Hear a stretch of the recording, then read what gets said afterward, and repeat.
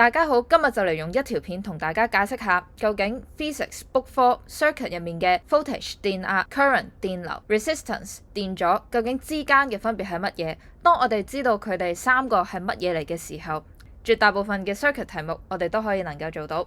第一 part 我哋首先會講 Current 電流。首先喺一個 circuit 入面，我哋會知道有一嚿電池啦。我哋初中嘅時候其實已經學過，長嗰條係正極，短嗰條就係負極。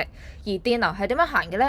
電流就係由正極行去負極，但係小心同學仔唔好搞錯，佢唔係喺電池嘅呢一端咁樣喺個電池入面行，而係佢喺電池正極嗰度出嚟行翻去負極嗰度。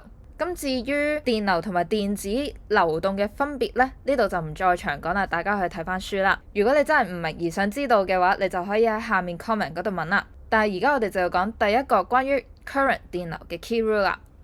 首先喺正極呢度出嚟嘅 I 會等於準備要進入負極嘅 I 嘅，呢個就係第一樣嘢我哋要知道嘅東西。同埋好多人都會問究竟乜嘢係電流呢？電流嘅意思呢，其中有條式我哋就會有見過，就係 Q 除以 T。Q 呢就係 number of charges 電荷嘅數量，而 T 呢就係 time 時間。佢嘅意思呢就係1秒鐘經過某一個截面 cross section 嘅電荷數量 number of charges 啊。即係咩意思呢？就譬如話我喺呢個截面嗰度喺1秒入面去計究竟有幾多粒電荷經過，呢個就係電流 current 啦。或者再俾多個比喻大家，一個單位嘅電荷一個 coulomb 其實就好似一架貨車咁樣，佢裝住呢一啲電子 electrons， 然後呢佢就會裝咗6.25乘以10嘅18次方咁多粒電子，然後佢就會帶住啲電子喺正極行去負極咁樣嘅一個概念。然後我哋理解完 in series 嘅 current 係點樣流呢？我哋就要睇下 in parallel。同樣我哋都係有一個 battery 喺呢度啦，然後有 I 喺正極呢度開始去流。當呢個 I 流到嚟一個點嘅時候，呢個呢就係分支嘅地方啦，就好似水流咁樣，佢本來係一條大河，然後分成兩個支流。咁啲水呢就會喺嗰條本來嘅大河嗰度就會分流成兩邊。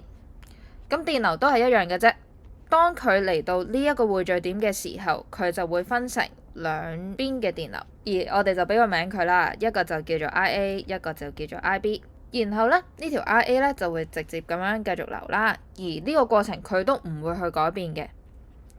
IB 亦都同樣佢會一直咁樣流，去到呢度都唔會改變，直至到去到呢一點就係一個匯聚點。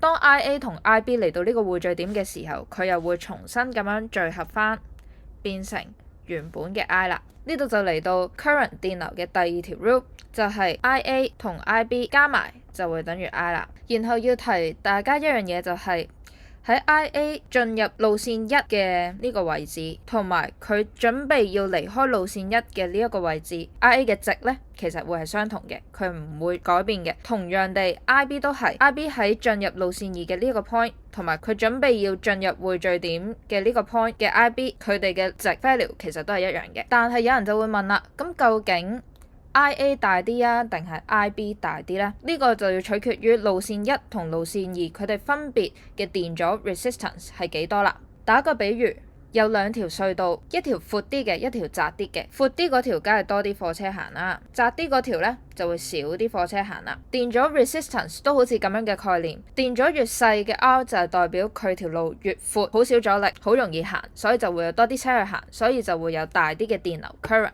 而窄啲嘅隧道呢，就會好似一條大啲電阻 resistance 嘅一條路啦，因為窄啲，所以難行啲，好多阻力嘅，所以就會少啲車去行，所以就變相就等於少啲電流 current 去行過啦。又用翻呢幅圖嚟講啦，假設呢每一粒燈膽呢，佢哋各自都係有1 ohm， 然後呢個 resistor 咧，電阻器咧，佢就會係10 ohm。咁係人都知道路線1佢嘅電阻係比較大啦，因為佢係有總共加埋11 ohm 咁大啦。然後下面嗰條路線2咧，佢就係一條比較輕鬆嘅道路。咁所以我哋就會知道 IB 咧係大過 IA 嘅，因為 IB 呢條路係容易啲行，輕鬆啲，咁就會多啲電流去行過啦。